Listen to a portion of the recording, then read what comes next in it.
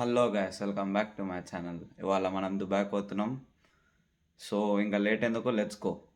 కార్లోనైతే luggage అంతా fit అయిపోయింది. ఇప్పుడు బయలుదేరాలి. లగేజ్ అంతా ఫుల్ ప్యాక్డ్ అయిపోయింది కార్లో.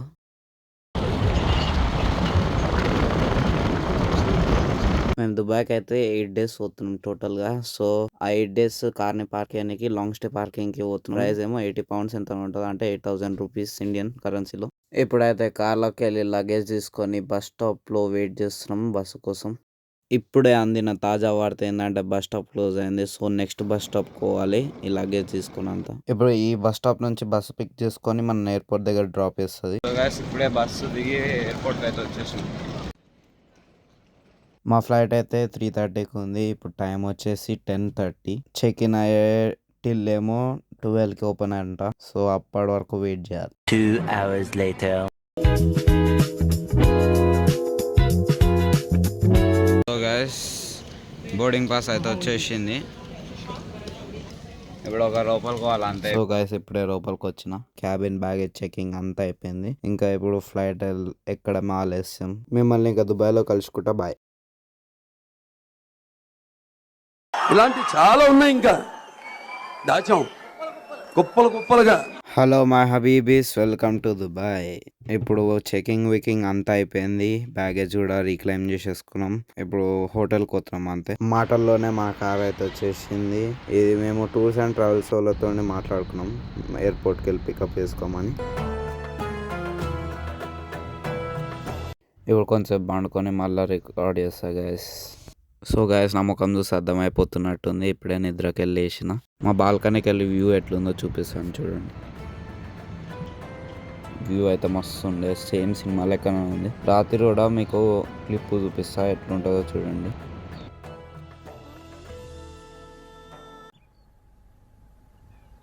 సో గైస్, ఇప్పుడే లేచి స్నానం చేసి రెడీ అయ్యి తినడానికి పోతున్నాం. ముందట ఒక ఇండియన్ రెస్టారెంట్ ఉందంటే వచ్చేసినాం. మటన్ బిర్యానీ ఆర్డర్ చేసుకున్నాం. మటన్ బిర్యానీ అయితే టేస్ట్ పర్లేదు. వెరైటీ ఏంటంటే దాంట్లో పాపడం కూడా ఇచ్చిండు. ఊళ్ళో తెలివితేటలు ఇక్కడ వాడకు, ఇవే తగ్గించుకుంటే మంచిది. టేస్ట్ అయితే పర్లేదు. మనం బయట దేశాల్లో ఇంకా అంతగానం ఆలోచించొద్దు ఇండియన్ ఫుడ్ గురించి. ఇప్పుడు మెట్రో ఎక్కి సోక్ మదీనా జుమేరియా అనే ప్లేస్కి పోతున్నాం. ఇప్పుడు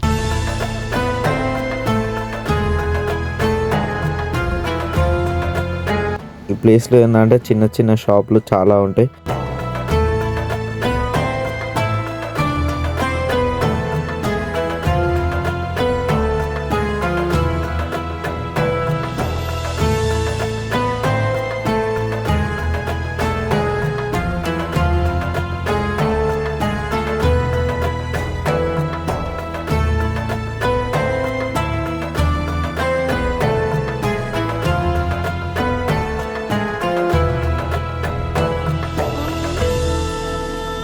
ఇదే బుర్జ్ అల్ అరబ్. దీని గురించి కొంచెంసేపు మాట్లాడుకుందాం. దీన్ని వాటర్లో ఒక ఐలాండ్లో కట్టిర్రు. 1994లో కడితే 1999లో పూర్తయింది. దీన్ని అందరు 7 star హోటల్ అని కూడా అంటారు. కాకపోతే అఫీషియల్గా ఇది 7 star రేటెడ్ కాదు. మ్యాక్సిమం రేటింగ్ అయితే 5 star ఉంటుంది. నార్మల్గా జనాలు అనుకోరు 7 star అని. కాకపోతే 7 star అయితే ఎక్కడ ఉండదు. మ్యాక్సిమం అయితే 5 star హోటల్లే ఉంటుంది. ఈ బుర్జ్ అల్ అరబ్ మొదట్లో కట్టినప్పుడు టాలెస్ట్ హోటల్ ఉండేది. దీంట్లో ఒక అండర్ వాటర్ రెస్టారెంట్ కూడా ఉంటుంది. ఈ ప్లేస్లో ఒక రిసార్ట్ కూడా ఉంది. ఆ రిసార్ట్ యూనికి వాటర్లో బోట్ రైడ్ అవుతుంది. అది 50 dirhams. ఇండియన్ కరెన్సీలో ప్రైస్ వచ్చేసి 1000 రూపాయలు. ఇప్పుడు నేను ఒక్క బోటు సేమ్ ముందట కనబడుతుంది, అట్లనే ఉంటుంది.